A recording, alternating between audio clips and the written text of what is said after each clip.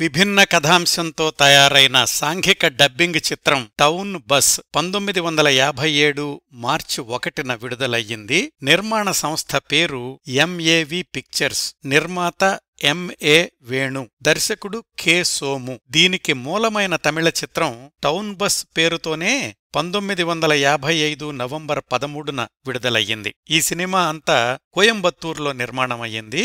అక్కడున్న ఒక town bus company చుట్టూ తిరుగుతుంది ఈ కథ. వేణు, బంగారు అనే ఇద్దరు స్నేహితులు పనీపాట లేకుండా ఊరిమీద తిరుగుతుంటారు. ఒకరోజు వాళ్లెక్కిన బస్సులోని మహిళా కండక్టర్లు కమల, బృందావనంలతో పరిచయం ఏర్పడుతుంది. చిన్న నాటకమాడి ఆ కంపెనీలో డ్రైవర్గా చేరతాడు వేణు. కంపెనీ ఓనర్ కూతురు విమల వేణుని ప్రేమిస్తుంది. వేణు కండక్టర్ కమలను ప్రేమిస్తాడు. కంపెనీ మేనేజర్ ఓనర్ మేనల్లుడు రాము ఓనర్ కూతురు విమలను ప్రేమిస్తుంటాడు. ఆ కంపెనీలో డ్రైవరు ఉద్యోగం మానేసి వేణు సొంతంగా ఆటోరిక్షా కొనుక్కుంటాడు. ప్రేమించిన కమలను పెళ్లి చేసుకుంటాడు. డబ్బు సంపాదించేసరికి నర్తకి పంకజం వలలో చిక్కుకుంటాడు వేణు. అక్కడ్నుంచి కమల కష్టాలు మొదలవుతాయి. వేణుని అంతమొందించడానికి పాత శత్రువు బస్ కంపెనీ మేనేజర్ రాము స్కెచ్ వేస్తాడు.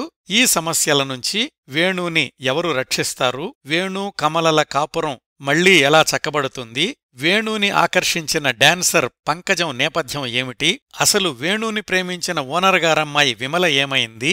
ఇలాంటివన్నీ మిగతా కథలో తెలుస్తాయి. ఈ సినిమా తెలుగు వర్షన్కి మాటలు పాటలు రాసింది ప్రముఖ కవి ఆలూరి బైరాగి. టైటిల్స్లో బైరాగి చౌదరి అనుంటుంది. బైరాగిగారు విజయా సంస్థ సారథుల్లో ఒకరైన చక్రపాణి అన్నగారబ్బాయి. సంగీతం కెవి మహదేవన్. ఈ చిత్రంలో హీరో వేణుగా నటించింది ఎన్ఎన్ కన్నప్ప.